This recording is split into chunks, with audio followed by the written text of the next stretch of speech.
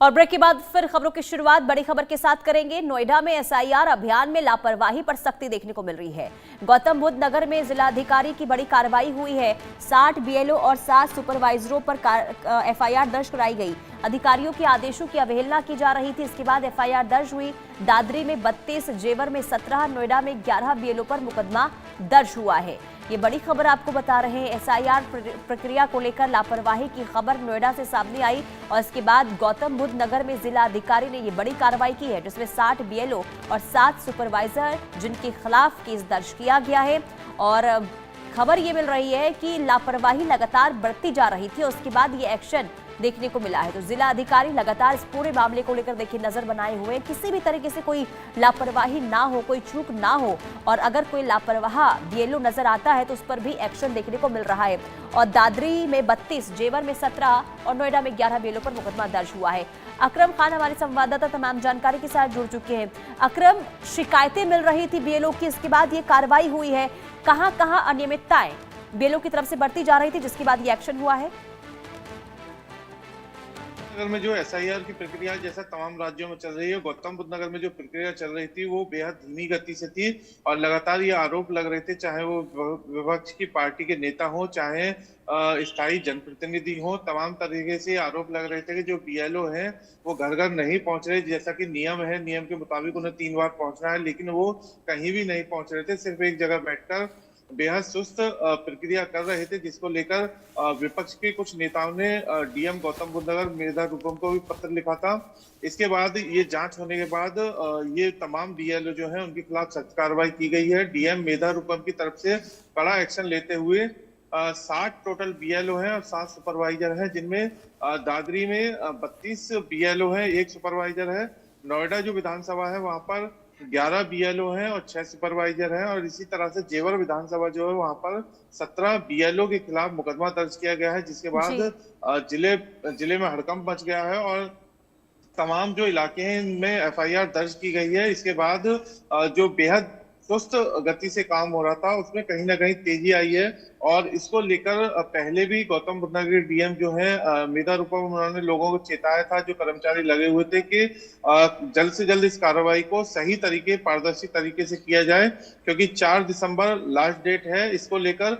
लेकिन जो कर्मचारी थे वो हर तरह से जो उदासीनता थी वो बरत रहे थे, जिसको पहले कुछ कर्मचारियों का उनका वेतन भी रोका गया था डीएम की तरफ से।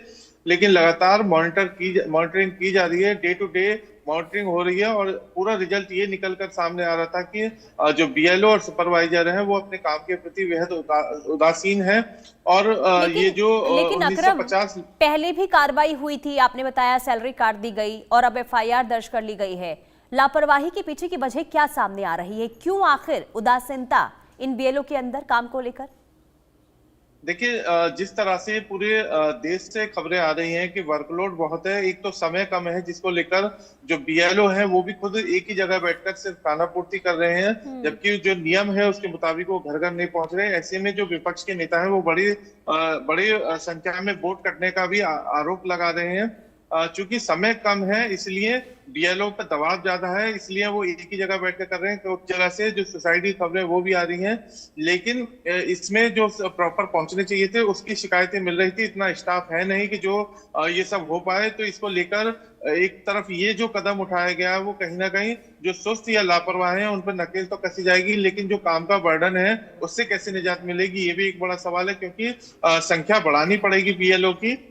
और अब जो एफआईआर दर्ज की गई है वो लोक प्रतिनिधित्व कानून 1950 जो है उसकी धारा 32 के तहत इनके जो बीएलओ हैं उनके खिलाफ मुकदमा जेवर कोतवाली में, दादरी में और इकोटेक 3 जो कोतवाली है वहां तीनों में दर्ज कराया गया है।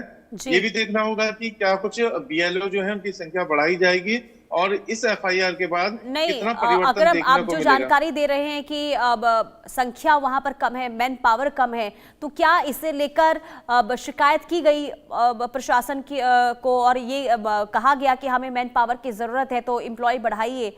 क्योंकि देखिए अगर काम में लापरवाही हो रही है, कम समय है, तो काम में तेजी लानी होगी।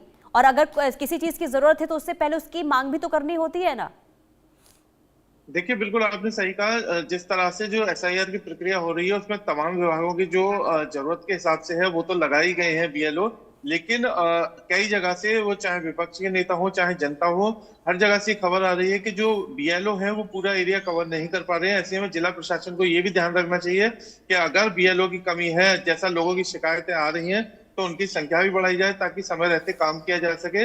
लेकिन लगातार जो उदासीनता को मुद्दा बनाया गया था, जो ड्यूटी पे अपनी सही प्रॉपर नहीं कर पा रहे थे, उनके खिलाफ एफआईआर तो हुई है ही, लेकिन ये भी देखना होगा कि एफआईआर के बाद कितना बदलाव काम में होता है और जो बीएलओ हैं उनकी क्या संख्या भी बढ़ाई जाएगी, ये भी देखना होगा।